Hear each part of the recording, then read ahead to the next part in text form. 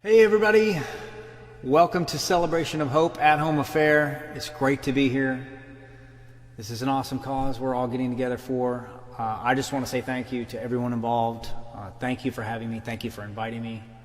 I'm going to be performing some songs for you till 6 p.m. when the event starts, so turn up your speakers, turn up your earbuds, whatever you're listening to. It's very odd because no one's here. It's very creepy. I'm on the boat, which is my studio. So hi from the water. It's awesome to be a part of this again. I can't thank you guys enough. Check out my Facebook, my Instagram over here. Please like the page, follow me on Instagram, say hi, send me a message. If you need some music done, just let me know. Again, my name is Daniel Allen, and I'm going to do a song by Radiohead first. This song is called Creep. I'm sure many of you know it. So here is my version of it. All right.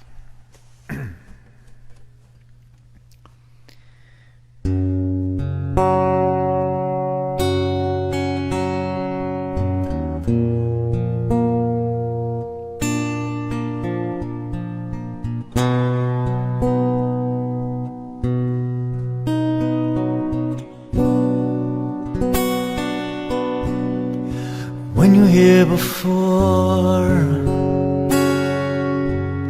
could look you in the eye. You're just like an angel. Your skin makes me cry. Float like a feather in a beautiful world. Wish I was special.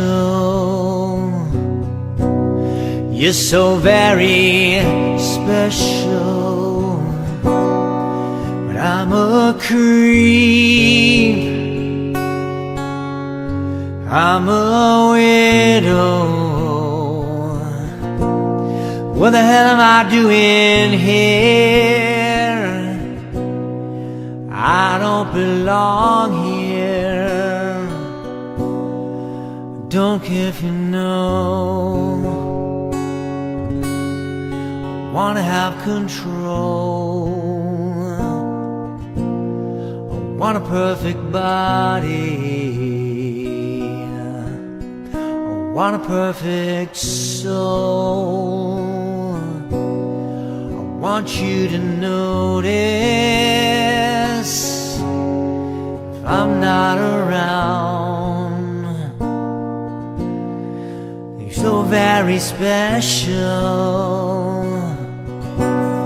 I wish I was special, but I'm a creep. I'm a widow. What the hell am I doing here? I don't belong here. Oh, oh, she's running on, oh, she's running, run, run, run, run.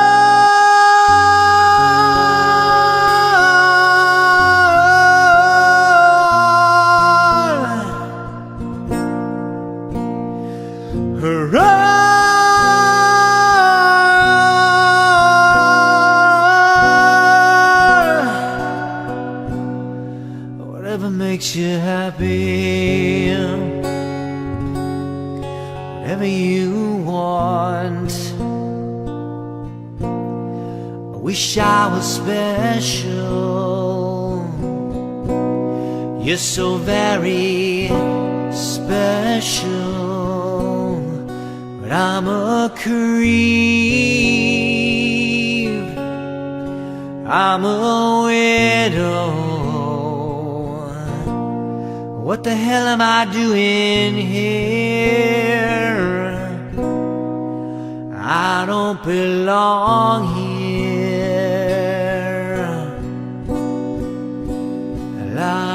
don't belong here.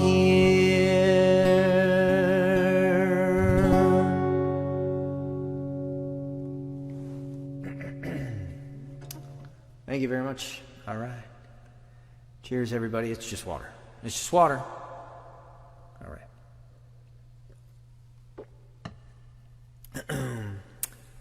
I can hear you guys, I think. I can hear you. Maybe that's the seals outside. I'm not sure. Okay. This is an older song, actually. Yeah, it's a lot older than that song. This is an artist called Chris Isaac. Very cool song, very cool video. I'm keeping it kind of mellow. So the song is called Wicked Game. You know, feel free to share any of this. I mean, obviously you're going to get this out there as much as possible because the event is very important. So share these videos, share the event, you know, do what you can. The song is called Wicked Game by Chris Isaac.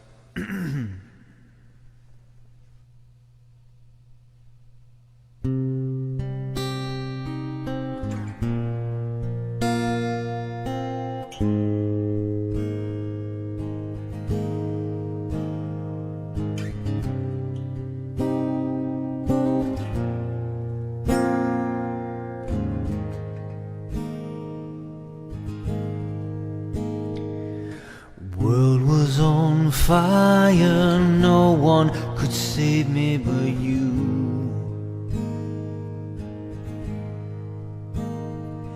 Strange what desire makes foolish people do. I never dreamed that I'd meet somebody like you. I never dreamed that I'd lose somebody like you. No, and I don't wanna fall in love. No, I don't wanna fall in love with you.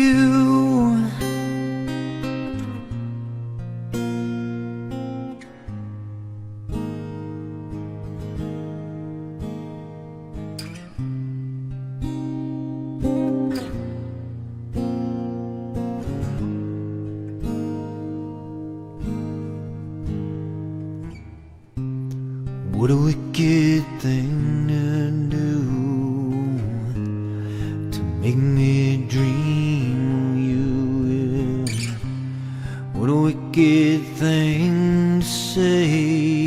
You never felt this way. What a wicked thing to do, to make me dream of you. What a wicked thing to say. You never felt this way. I don't wanna fall in love.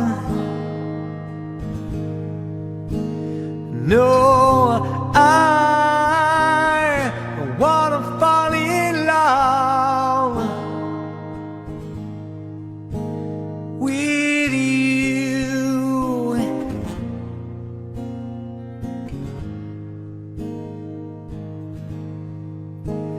With you.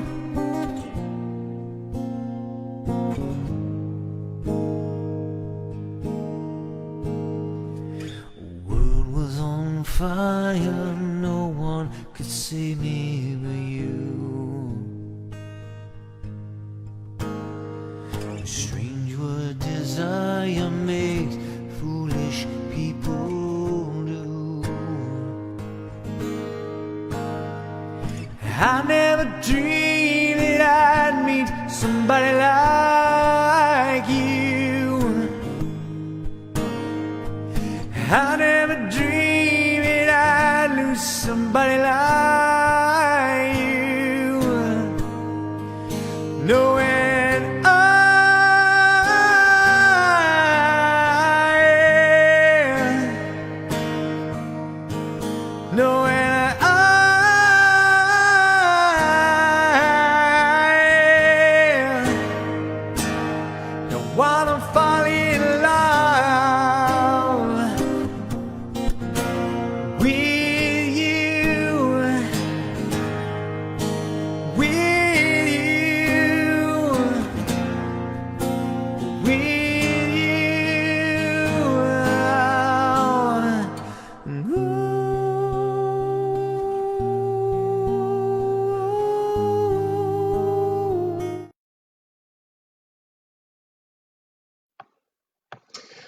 All right, Daniel Allen, so good. If music is delicious, oh, follow Daniel Allen, fantastic.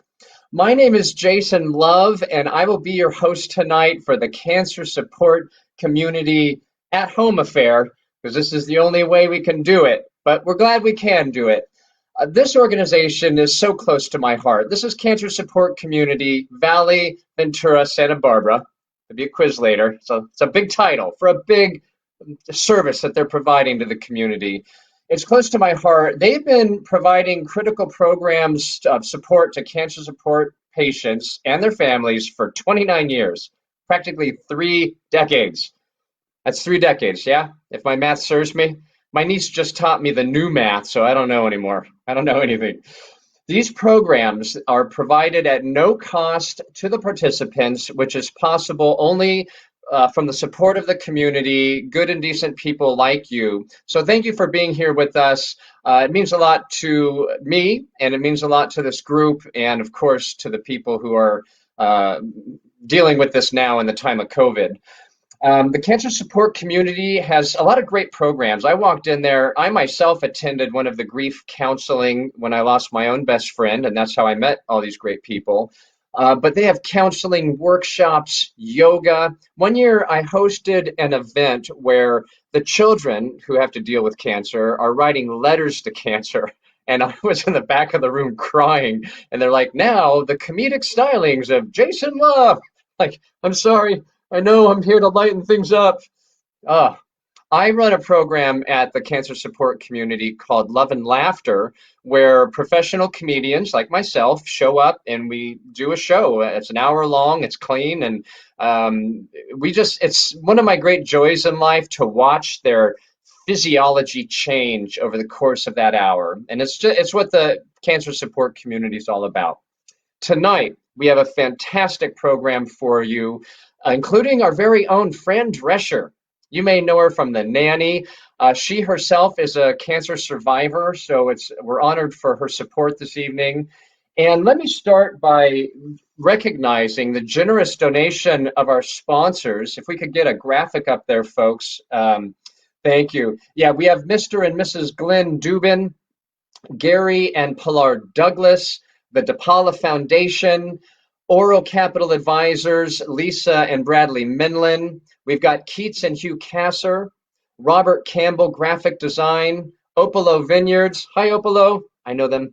And CLA. Thank you all for your generous sponsorship of this evening. It makes all the difference. It makes this organization of compassion possible. Thank you also for keeping alive my faith in humanity during this weird science fiction movie we're in. Oh, I went to the dentist yesterday, and the first thing he did was come after me with a temperature gun. I'm like, all right, erase my memory. Go ahead. He had never seen Men in Black, so he goes, oh, let's hope not. I'm like, okay, just the last 5 months. Just the last 5 months. I feel like we should all be able to deduct this year from our age. All in favor?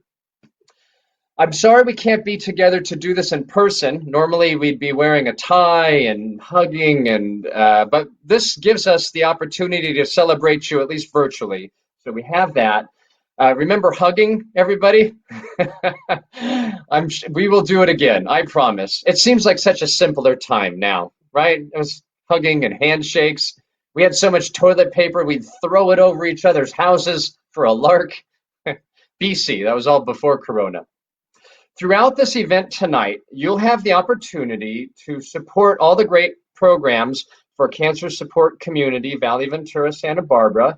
Now and again, you'll see a little ticker tape at the bottom of the screen. There it is. Wow, the people who are doing this virtually are on it, and this is an example of the quality and the care. So my shout out to the team of people working on the virtual program tonight.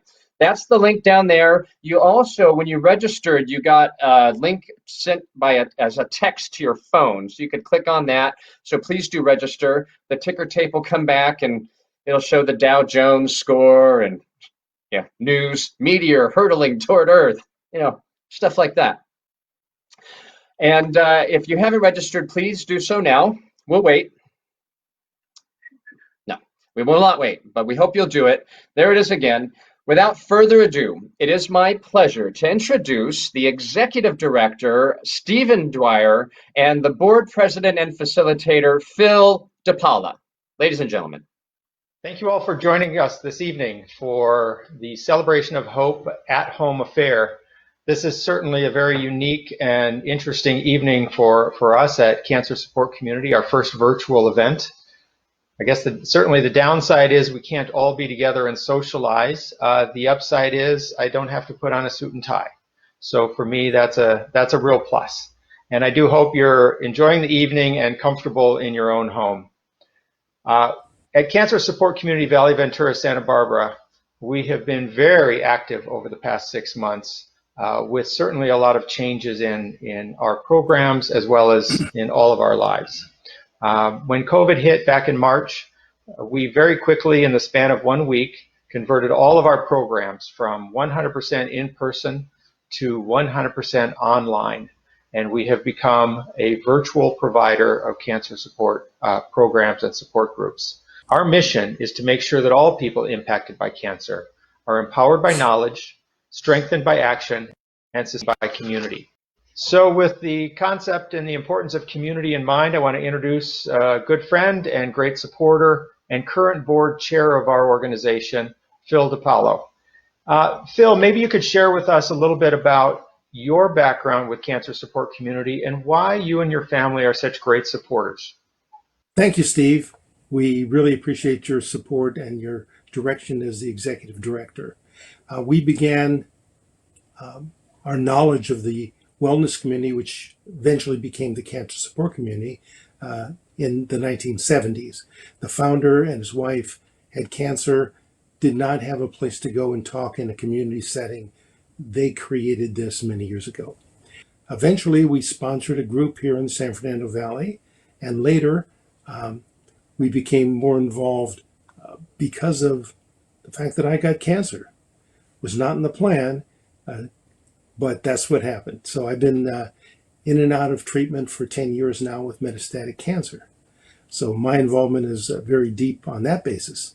I also was a caregiver for my Uncle Mike for many years, and his World War II ethic and my knowledge of the medical arrangements associated with cancer was really helpful as a good team. And I realized that my skills as a marriage and family therapist would be helpful in facilitating groups.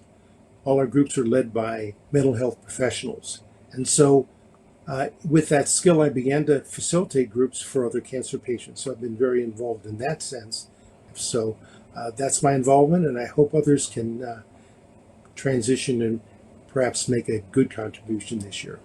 Thank you, Phil. And certainly you do wear a number of hats around the organization and have done so for many years. I wanted to ask specifically as a facilitator, things have changed. We've gone from in-person programs to virtual programs. The entire community is feeling more isolated perhaps at times, and this has special implications for cancer patients. So could you share with us a little bit about what you're seeing as a facilitator in your groups as far as the social distancing issues, the isolation issues as it relates to cancer patients? Well, initially we thought we were going to lose several people because of the more difficult way of connection, and everybody doesn't have a smartphone, everybody doesn't have a computer, so it got a little bit more complex. But we found we retained and actually grew the groups a bit. We've been able to actually extend our reach a little bit more because people in more remote areas are now able to contact us, be part of our groups, and whether it be at the top of Santa Barbara or into the San Fernando Valley, we have people throughout that area. So we've been able to extend our reach in that regard. Well, Phil, thank you so much for those messages, so important for everyone to understand. We are very thankful you're here with us tonight. Want to say thank you for joining us for our Celebration of Hope, an at-home affair. Want to say thank you to our keynote speaker, Fran Drescher, for joining us with a very inspiring message, and also for Jason Love for his comedic leadership. So get comfortable and enjoy a great evening. Thank you. Welcome to the cancer support community. It's a cheerful, hopeful place and a place where you can really be yourself. There was hugging and smiling and tears of joy. Yes, we can do this. And I thought, yes, I can do this. Having people here who understood what it was like was honestly life-changing. Everyone made me feel so welcome. It's a place not only where you have the interaction, but it's a place where you have activities to learn how to get back your life. Yoga, Zumba, mindfulness, harp, music, watercolor, knitting. It's one of the things that we're passionate about, addressing and providing those services at no cost. There's just this community, this family. Sort of when the person is ready, the cancer support community is there. There's no cancer that hasn't been beaten by someone. I regard the cancer support community as one of the most important national resources that we have in helping people cope with cancer. You guys helped save my son's life. No matter how many times you get knocked down, you just got to keep getting up. And remember, no one has to face cancer alone.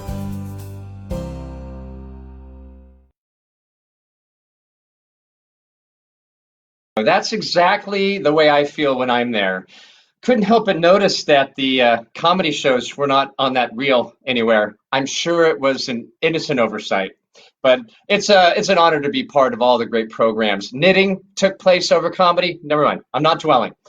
And as you heard from Phil, these are especially tough times for people who are facing cancer. Like, it's not hard enough to deal with in happier times. Then you got all the COVID complications. Our mission at the Cancer Support is to make sure that no one goes through it alone. So we quickly pivoted to this virtual format, and now online we provide these same group sessions for healthy lifestyle classes, educational workshops, and basically provide the support network that goes along with the medical side of cancer diagnosis. Our keynote speaker is no stranger. She definitely recognizes the importance of a support network and education because she is herself a cancer survivor. We're grateful to have her share her story with us tonight. You may know her from Saturday Night Fever, The Nanny, Beautician and the Beast. A warm welcome for our keynote speaker, Fran Drescher. Well, hello, everybody, and thank you so much for being here. And it's really my pleasure to participate in this auspicious occasion. Most people know me as an actress and celebrity. I guess I'm most famous for my part on The Nanny, but I'm also a cancer survivor. And I wanted to share my story with you a little bit. I just celebrated 20 years of wellness, and unfortunately, it took me 2 years and 8 doctors to get a proper diagnosis. I went through an odyssey of trying to find a diagnosis for my symptoms and went to many different doctors. One doctor said that, I was eating too much spinach. Another doctor said I had restless leg syndrome and should drink gin and tonic before going to bed. Another doctor said my hard breasts, was a good thing. I had the breasts of an 18-year-old. And so there I was with perky breasts in need of roughet, going to bed sloshed in some vain attempt to cure myself. And all the while I actually had uterine cancer. I mean, I got in the stirrups more times than Django. And finally, after going on 4 different HRTs, hormone replacement therapies, and then 3 days later, she called me and said, I'm very surprised you have adenocarcinoma. And I said, what's that? And she said, uterine cancer. And I dropped to my knees and I started to cry because I knew something was wrong with me and I knew I had symptoms for a long time, but I never imagined that it was going to be cancer. And then I got really scared because it took so long to get a proper diagnosis that I thought, this can't be good. If it's cancer, how advanced is the cancer? because endometrial cancer tends to be very slow growing. And for the grade of cancer cells to be at 4 means that I've had it for some time. And so, I kind of saw my whole life flash before me. I really couldn't imagine what was to become of me. And that day was kind of the marking point of, a different life. I remember looking around my house and looking at a mascara that was still in the package, and I thought, is all this stuff going to outlive me? And they don't even know how advanced the cancer is, and I don't even know how sick I am. All I know is that I've been going to the doctors for a while now, and only now, after 8 doctors and 2 years, have I gotten a proper diagnosis. Well, after we did the surgery, they sent the tissue for a pathology report, and it was determined that the majority of the cells in the tumor was a stage 2, grade 2, stage 1 is what I meant to say. Grade 2, stage 1. So the majority of the cells in the tumor was grade 2, and I was determined to be at stage 1, which means that the tumor had not penetrated the endometrial lining. It was just sitting on it. And so after a few days in the hospital, they sent me home and said that only follow-up checkups would be necessary.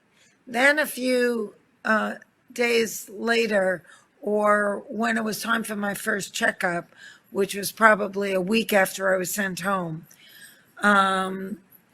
my oncologist said that she spoke to one of her colleagues who felt that I should do some radiation on the vaginal cuff, which is called brachytherapy. And I was so devastated by this. We had already celebrated that it was all behind me. And now the idea of having to do radiation was really sickening to me.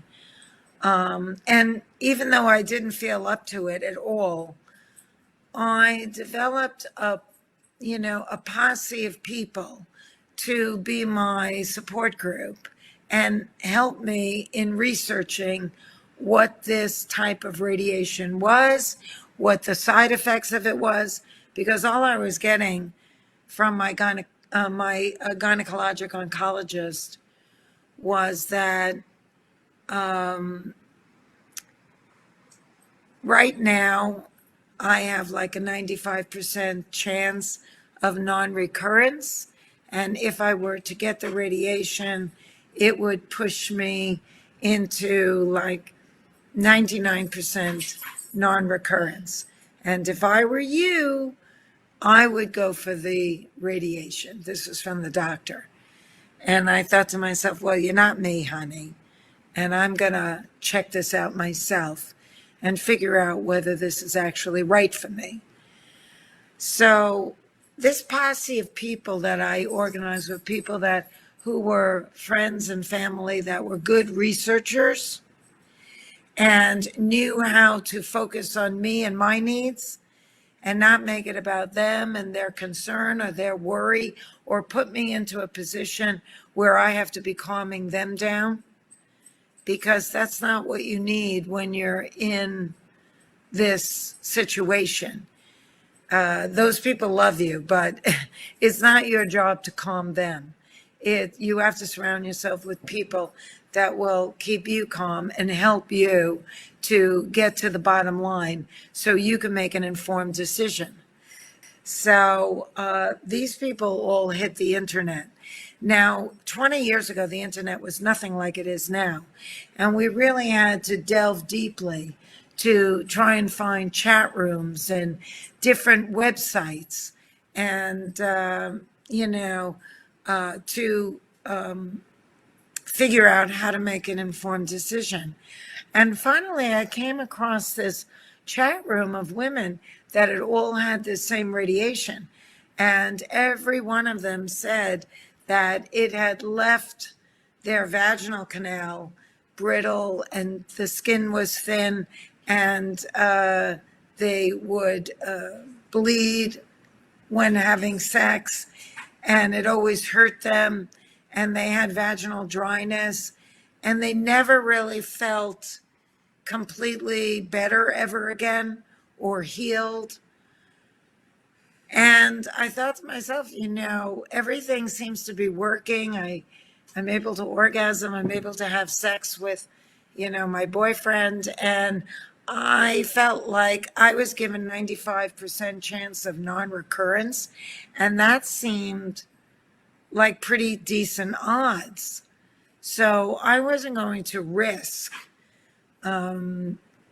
ruining the thing that I have left that, allows me to function as a sexual being, as a woman. So I opted out of getting the radiation.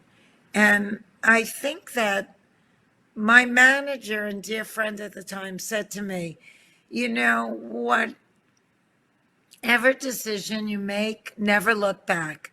And whatever happens, should anything happen down the road, don't torture yourself with thinking, what if, should I have?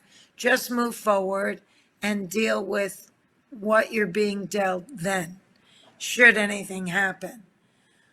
But, thank God it's been 20 years and I feel confident that I made the right decision for me, considering that I was only in stage 1 of the cancer.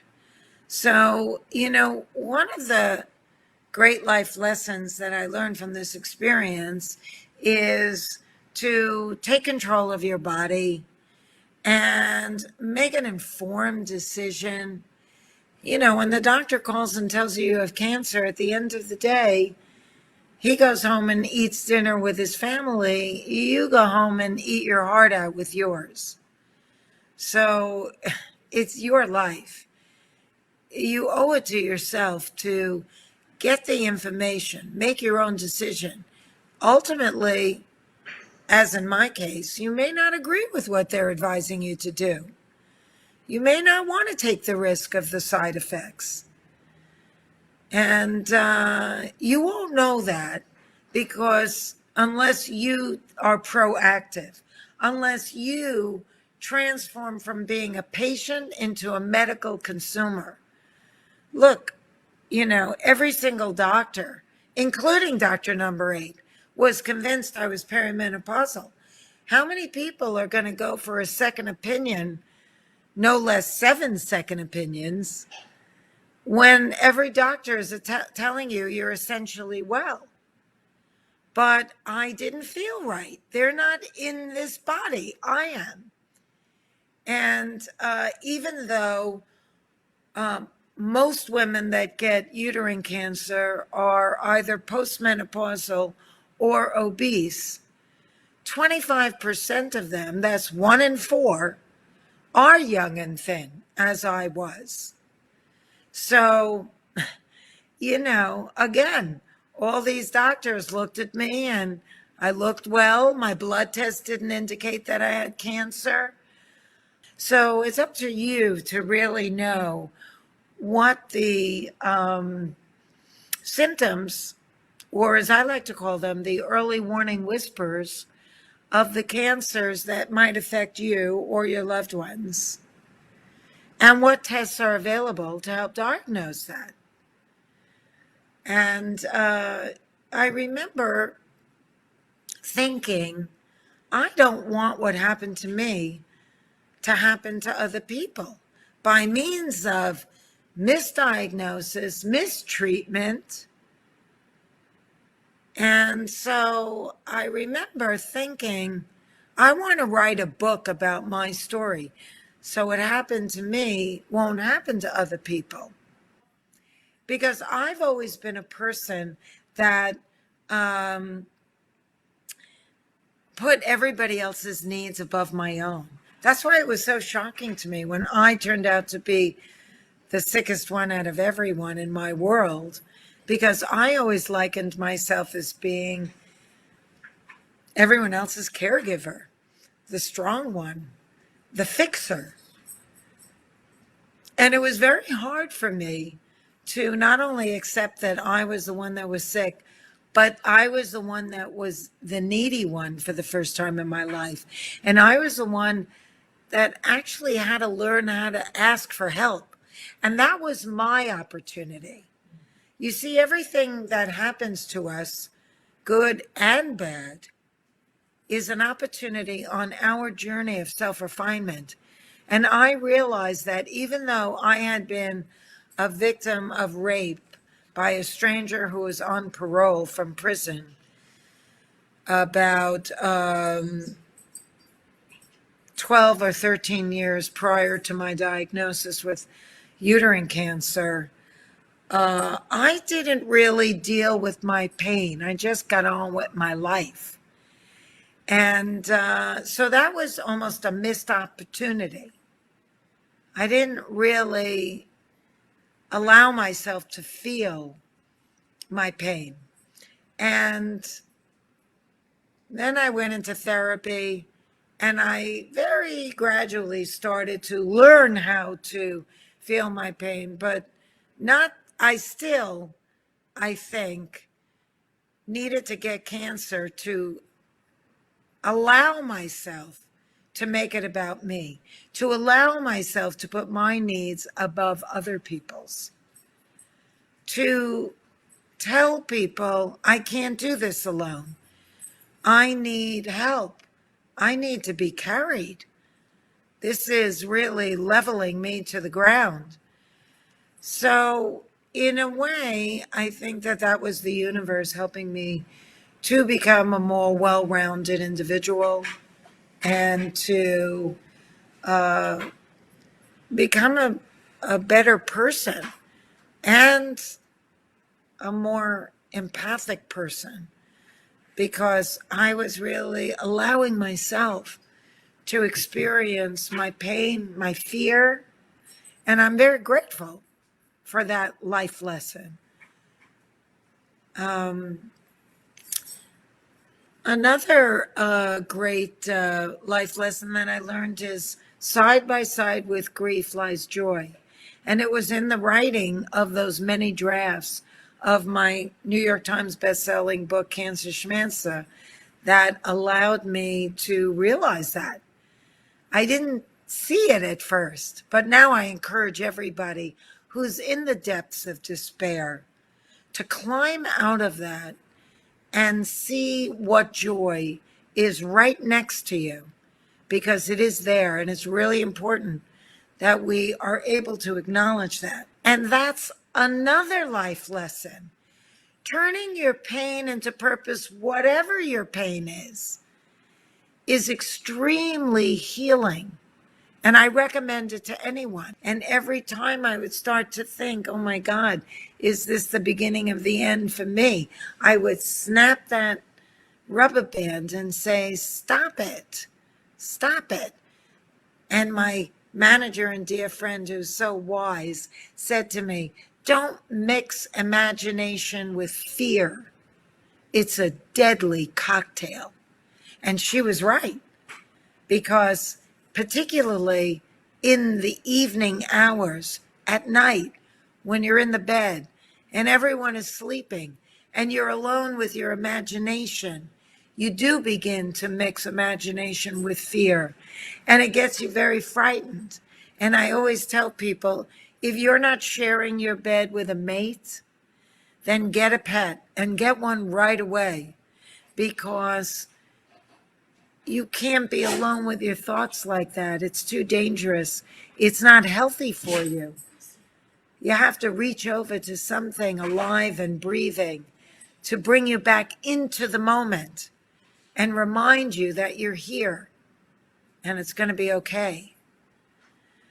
So, as you can see, I've learned so much. I've gained so much wisdom through this journey. And now I speak publicly to audiences like you to motivate you to take control of your body. We don't really know what the future is going to bring, let alone, what's going to happen even 5 minutes from now. We all make plans, but then on one random Wednesday afternoon, when life bites you on the butt, and suddenly everything changes, and it's never going to be the same again. What are you going to do now? And believe me, you're going to kick and scream and say, why me, Lord? But eventually, you're going to hit a crossroads. And you're either going to be mired in what was supposed to be and become embittered by the fact that that isn't anymore ever going to happen, or you're going to choose life and you're going to become proactive and you're going to move forward and figure out the new normal for you, because you're here and you're alive and you owe it to yourself and to your loved ones to figure it out and move forward in that direction. And I can tell you that I'm not glad I had cancer, and I don't wish it on anyone, but I am better for it. I'm a better person for it. And sometimes the best gifts come in the ugliest packages. Sometimes I like to end my speaking with a quote from Eleanor Roosevelt. She said, women are like tea bags. We never know how strong we are until we're placed in hot water. I wish you all good health and long life and peace. Right. Fran Drescher, ladies and gentlemen. Thank you so much, Fran, for sharing your story and being vulnerable with us. You've obviously been through it and you put a lot of thought into it. Cancer Smancer, recommended reading for everybody now. And if you don't mind, Fran, we have a few questions from cancer support participants who want to know a little more about you. Their first question here is, you said your whole life is about changing negatives into positives. Can you give us an example of that? Well, I think that certainly starting my own health organization is turning negatives into positives, because I feel like I got famous, I got cancer, and I lived to talk about it, so I'm talking. And I don't know if this would have been the path that I might have taken as, full on, had I not been a survivor. So I think that, there's a lot to say with taking lemons and turning it into lemonade. I know you've been here, Fran, so maybe you could tell us what the best thing that someone can do once they've been diagnosed with cancer. I think that the most important thing is to gather a group of friends or family who are good researchers, who can help you figure out questions to ask the doctor and look at what tests are available, what options are offered, and to go with you to your appointments moving forward, at least one person that's going to have a pad and a pen with them, that's going to have all the questions that you've been thinking of between appointments, that's going to write every answer down, go right into the examining room with you, and say to the doctor, "Excuse me, doctor, can you please spell that?" Because your head is going to be swirling. And you absolutely cannot take this journey by yourself, even if you think you can. Trust me when I tell you, don't. Here's another one. What are some of the ways that a cancer patient can become more of a partner with their doctor? Well, I think that that's what we call becoming a medical consumer instead of a patient. So when you go to the doctor's office, you've already done a little bit of research. You already know certain questions that you want to ask. And you're already understanding that if a test isn't covered by your insurance, you may never hear about it. But you have to be able to say, I want to know what tests are available to me, whether my insurance will cover it or not, whether it's standard procedure or not, whether I have to pay for it with my Christmas Club account or not. I want you to tell me everything. And then if you feel like your doctor is losing patience with you, not giving you all the time that you need, not giving you all the answers you deserve, you go to another doctor. And if you're in some kind of a group, then you request another doctor and you say, I'm sorry, but this doctor is not giving me the time that I deserve. And don't worry about their feelings. This is too important. And that's not the doctor for you. Sometimes you got to go elsewhere. And don't be afraid to do that. Here's a tougher one, Fran. What would you say is the most important thing that you've learned from having cancer? Well, I think that one of the most important things that I've learned is to detox your home. That the home is the most toxic place we spend the most time in, because over 95% of most cancers is environmentally stimulated. And so that already decreases the scales from high risk to diminishing your risk of getting a whole host of diseases, not just cancer. Cancer is the end stage usually of a long line of history of inflammation. You got to stop the inflammation before it turns into a cancer. That means you have to start asking yourself, what am I putting in my mouth? All the food you eat, including oral hygiene. I watched your video and read the lyrics for Eye for an Eye. Really profound. There's a lot going on there. What inspired you to perform Eye for an Eye?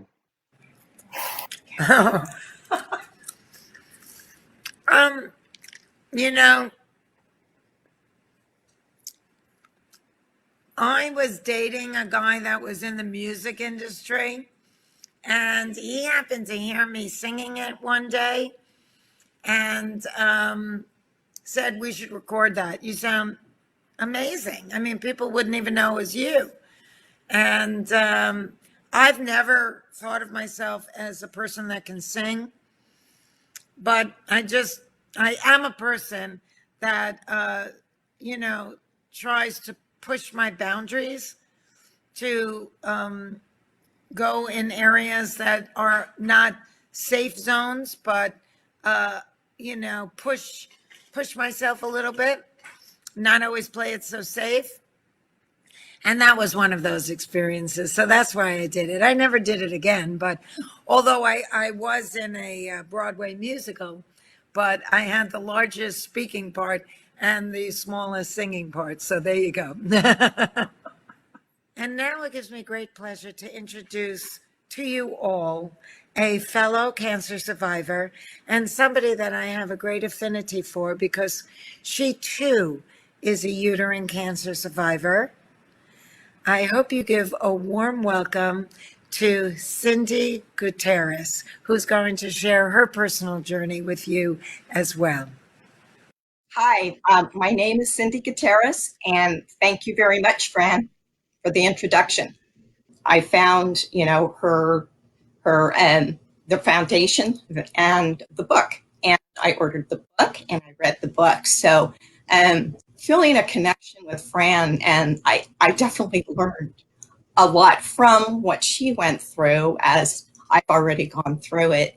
But thinking, gee, there's different things that I could have done that maybe she had done, but just being able to relate to what she had gone through, that it affects a lot of us. So definitely feel that connection.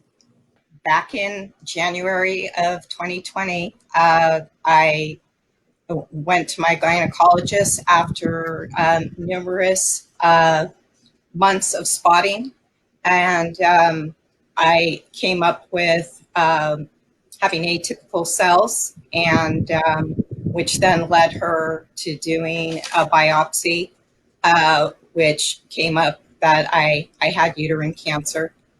By March 7th, I was in surgery, having a total hysterectomy. And for the last couple months, I've been doing chemo, and I am starting radiation next week.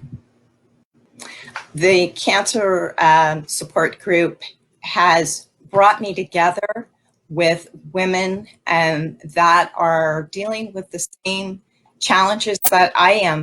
And it's really, really important to have that that connection with others, because it gives you other ideas, and you're listening to people that, some more vocal than others, and they give you ideas of how to cope with some things. And in some cases, there's people that are having a harder times than I am, and also important for me to be able to reach out to them and be supportive for them. So having this connection with this support group has been a godsend to me. All right, Cindy Gutierrez, thank you so much for sharing your story and for being such an active participant at the cancer support community, Valley Ventura, Santa Barbara. You really inspire us. Our mission at CSC is to address the intangibles and of the challenges of being diagnosed with cancer, health and exercise, education, the personal support network. And with the added challenges of COVID and the high risk of cancer patients, it's just all the more important, more critical than ever. It takes a village, and the village idiot takes us all. Our next distinguished guest, ladies and gentlemen, is a staple in our community. He's helped so many people. He's a longtime supporter of Cancer Support Community, Valley Ventura, Santa Barbara. He's board certified by the American College of Radiology. He has degrees in chemistry, psychology, chemical engineering. I'm pretty sure I cheated off him in high school. A warm welcome for Dr. Paul Miller. Hi, I'm Dr. Miller, Paul Miller. I'm a radiation oncologist in the Thousand Oaks, Westlake area. I've been here for 30 years. Many of you already know me. I'm following Cindy's review of her experience with cancer, and so many of you know me as a cancer physician, but my history with cancer dates way back prior to that. When I was 7 years old, my father died of cancer, and there were 3 little children in my family at the time, and it was traumatic. Fortunately, we had a large family, and there was support for us, but it was quite traumatic. It took a number of years for each of us to kind of work through and kind of get some normalcy in our lives again.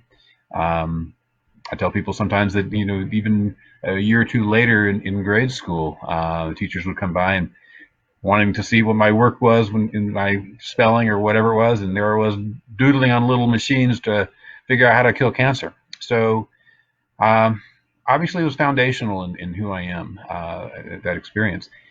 I had the good fortune to have an opportunity to work on the space shuttle, which is dating me when I tell you this because the space shuttle is retired, and obviously I'm not at this point anyway. But working as an engineer and getting a chance to see all the high-tech equipment, but I had this yearning to be working with people and as opposed to machines, and I wanted to be on the biology side of science as opposed to the mechanical side. When I finished medical school, I went into a specialty, not surprisingly, to take care of cancer patients.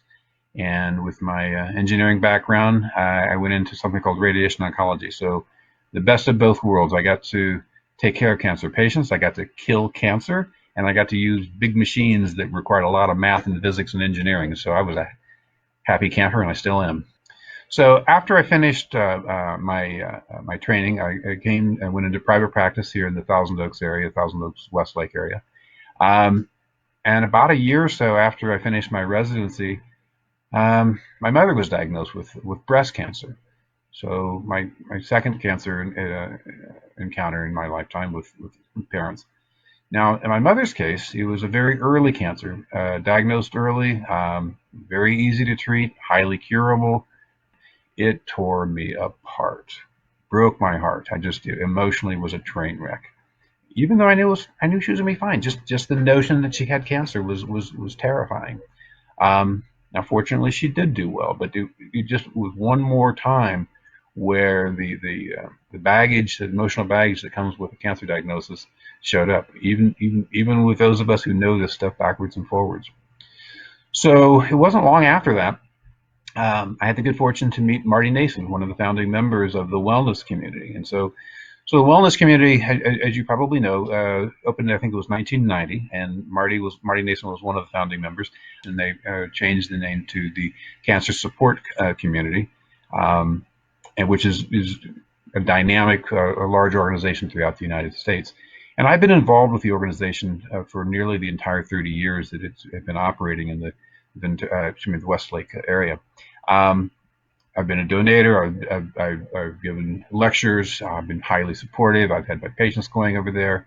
I've been on the advisory board. But I do speak about the organization, and I'm extremely supportive of the organization. And so tonight, hopefully, everyone here will be supportive of the organization. Now, this year, with COVID-19, the support probably is even more important for a number of reasons. With people not showing up on site, it has the potential to not be, people not thinking about it as much, and so financially there's a risk that they could fall behind when they really are needed.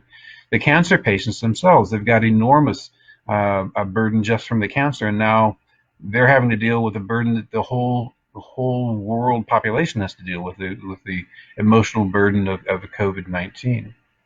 And I've joked around a little bit, but temporarily changing the name from the Cancer Support Community to the International Human Race Community, or the World Civilization Community, may actually be appropriate, at least with a little bit of humor, simply because that need for the emotional support is widespread, almost universal. But the reality is the cancer patients are very, very much in need of this organization's services. I can take care of the technical side. My colleagues, as other cancer physicians, they can take care of the technical side. But there's a very large need to deal with the psychosocial side. And the wellness community, and now more currently the cancer support community, is providing that service and providing it extremely well. It's an enormous, compassionate benefit to our community, and I appreciate it. I'm asking each of you to be as generous as possible. I'm committing a $1,000 donation tonight, and hopefully many of you will match me, or hopefully some of you just want to outdo me and do even better than that. But anyway, I'm committed to the organization and will continue to donate and continue to commit my time, and I hope you will too. Thank you very much. And thank you, Dr. Miller. Very nicely done. $1,000 donation. That is awesome. And you're right, to your point about the COVID, the cancer support community is now dealing with that. I think we should add that to the title. It'd be COVID and Cancer Support Community be CCVSCCSB. Let's just keep getting some more letters in that acronym. But thank you so much for all of your support down the years, Dr. Miller, and then tonight. Which brings us appropriately to our live appeal. You can see the ticker tape came up. That means it's time. Ding, ding, ding.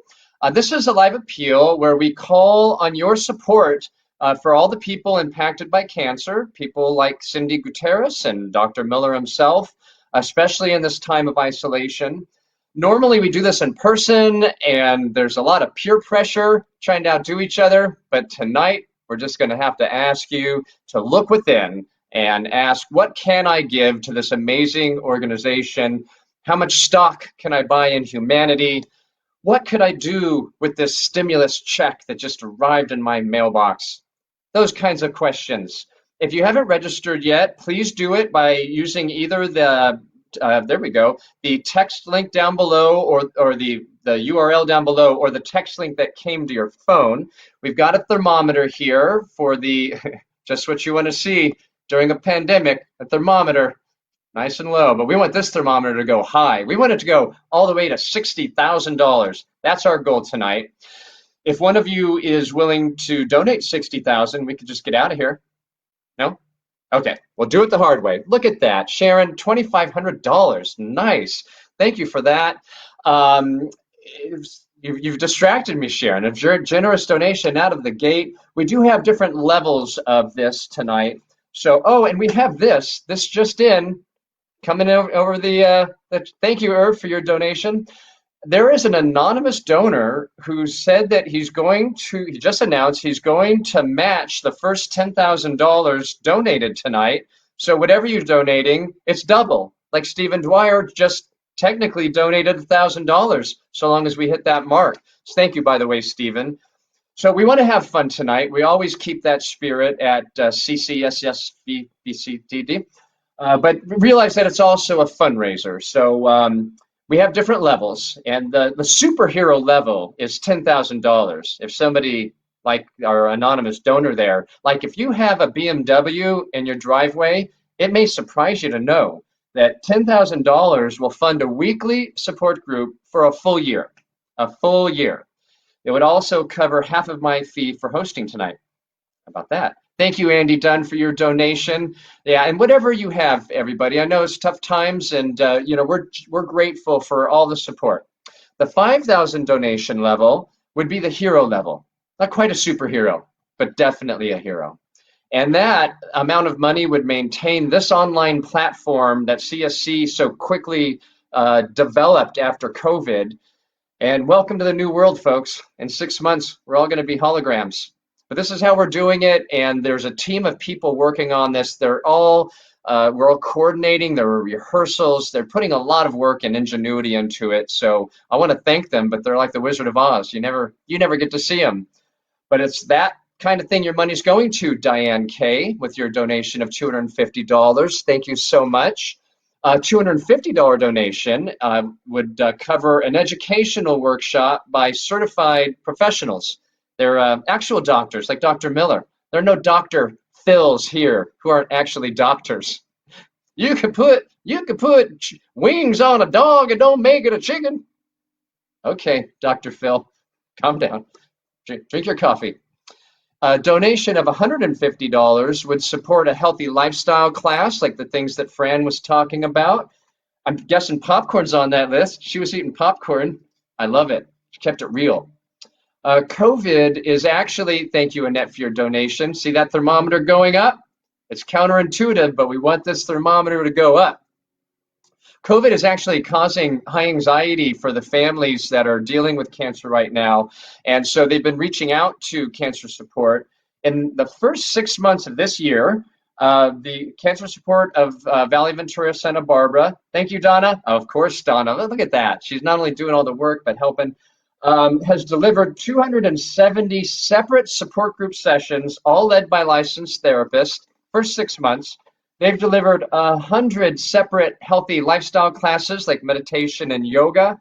They've offered 8 educational workshops on cancer support specific topics.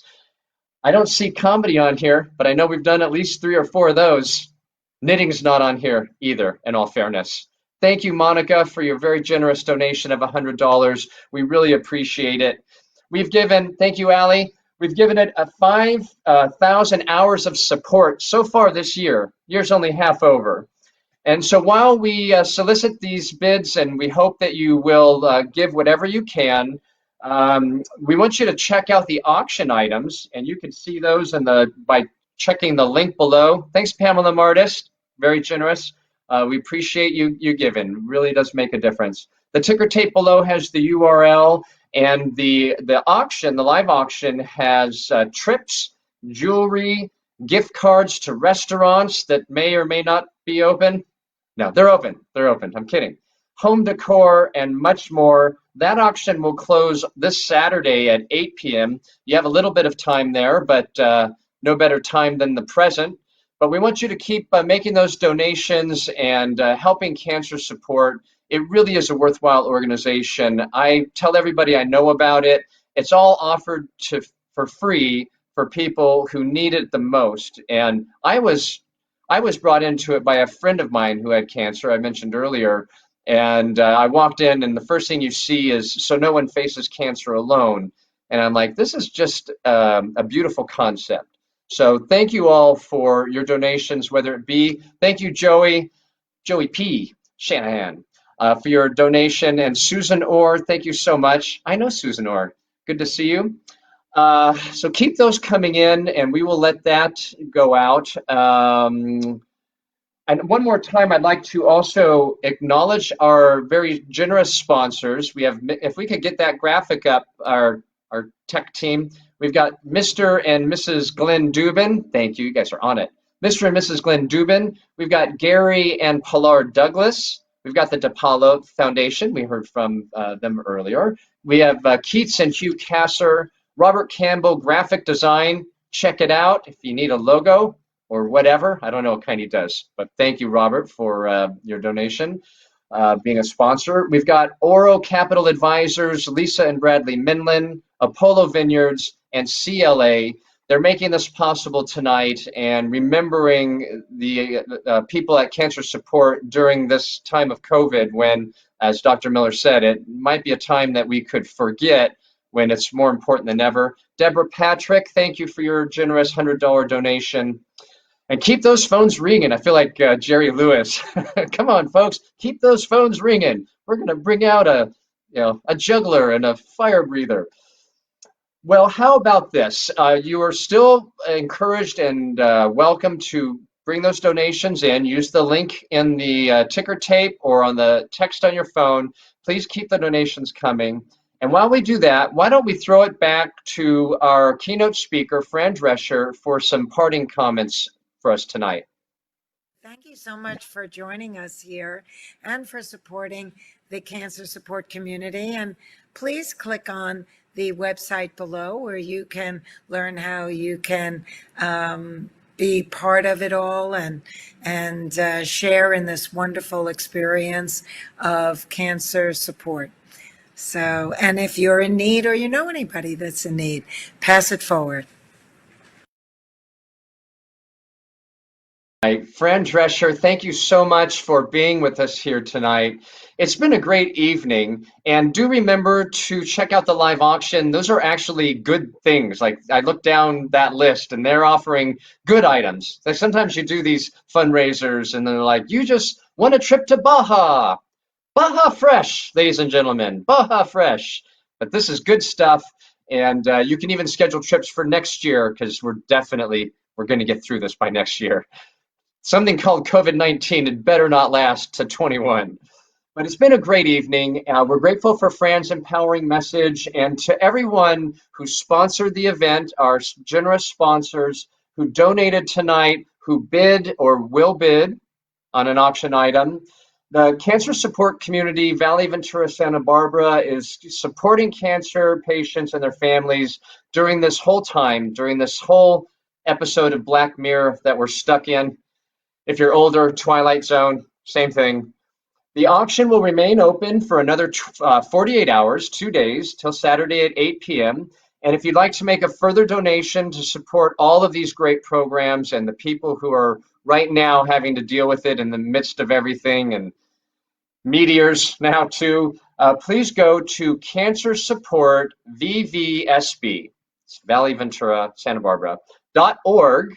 And we're very grateful for your support. It makes all of this possible. This really is a magical place. I've worked with them myself and donated my time, and so have all these professional comics, because they also recognize the importance of being there for each other in times like this. The mission of Cancer Support Community is to provide empowering education and support so that no one goes through cancer alone. Who can't get behind that? Thank you for being here with us tonight. Stay safe. Take care of each other. We're going to get through this, I promise, and have a great evening. I'm Jason Love. Thanks, everybody.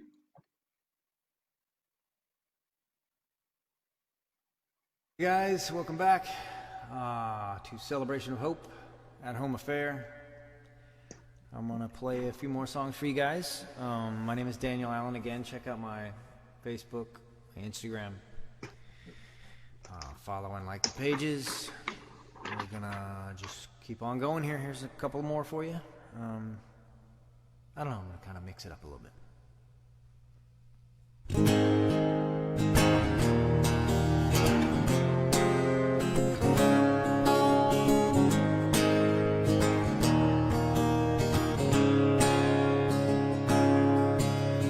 Heading down south to the land of the pines, thumbing my way out of North Carolina, staring at the road, praying to God I see headlights. Made it down the coast in 17 hours, picking me a bouquet of dogwood flowers, and I'm hoping for Raleigh I can see my baby tonight. So rock me, mama, like a wagon wheel. Rock me, mama, any way you feel. Hey, mama, rock me. Yeah, rock me, mama, like the wind and the rain. Rock me, mama, like a southbound train. Hey, mama, rock me.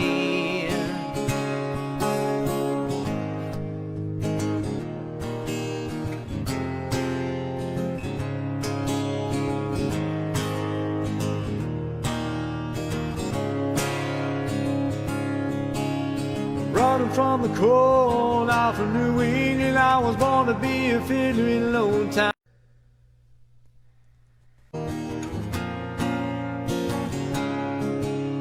Show me how you do that trick, one that makes me scream, she said, one that makes me laugh, she said, threw her arms around my head.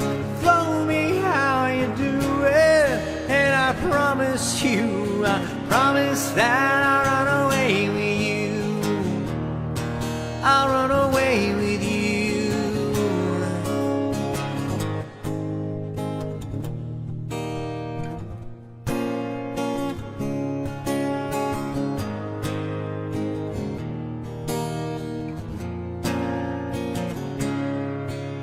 Spinning on that dizzy end, kissed her face, kissed her head, dreamed of all the different ways I had to make her mine.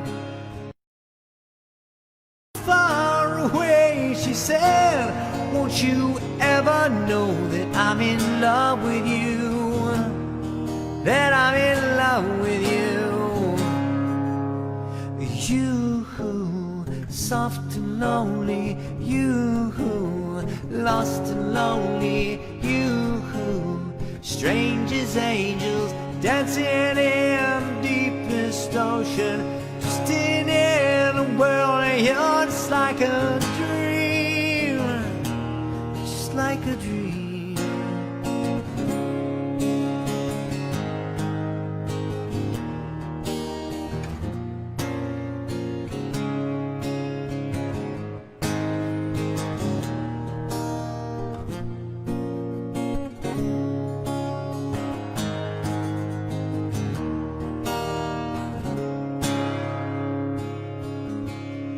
Daylight lit me into shade. I must have been asleep for days. You believed on me. I opened up my eyes, found myself alone, alone, alone among the crazy. So the only girl I love, drowned up inside of me. You, soft and lonely. You, lost and lonely. You, just like heaven.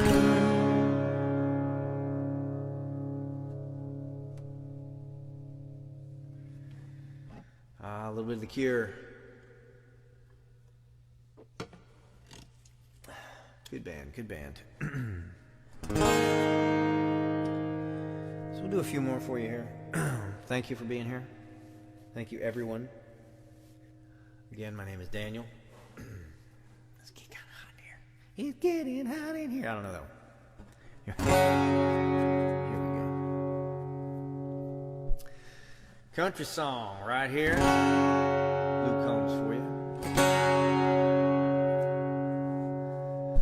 Sunday morning, man, she woke up fighting mad.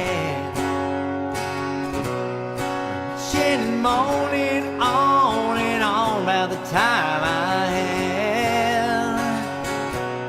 And by Tuesday, you could say that girl was good as gone. Then when Thursday came around, I was all alone. So I went for a drive to clear my mind, ended up at a shell on I-65. Then $100 on a scratch-off ticket, bought 2 12-packs and a tank of gas with it. She swore they were a waste of time, she was wrong. And I was calling number 5 on the radio station, running for the 3-night beach vacation. Deep sea senorita fishing down in Panama. I ain't gotta see my ex-future mother-in-law anymore. Oh Lord, when it rains it pours.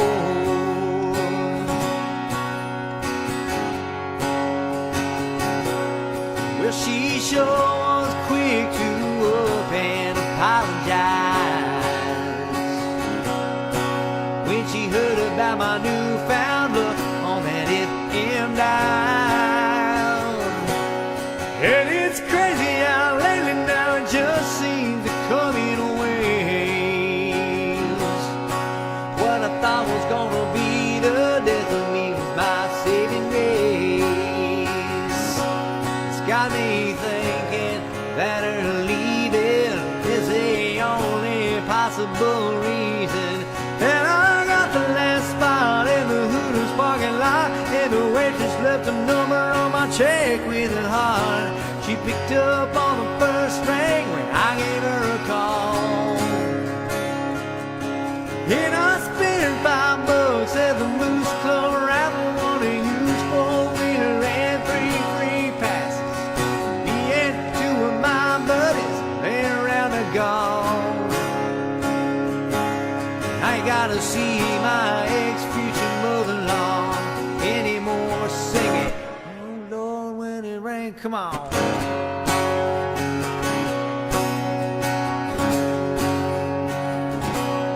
I've been on one hell of a redneck road for 3 weeks now, and it all started on the day that she walked out.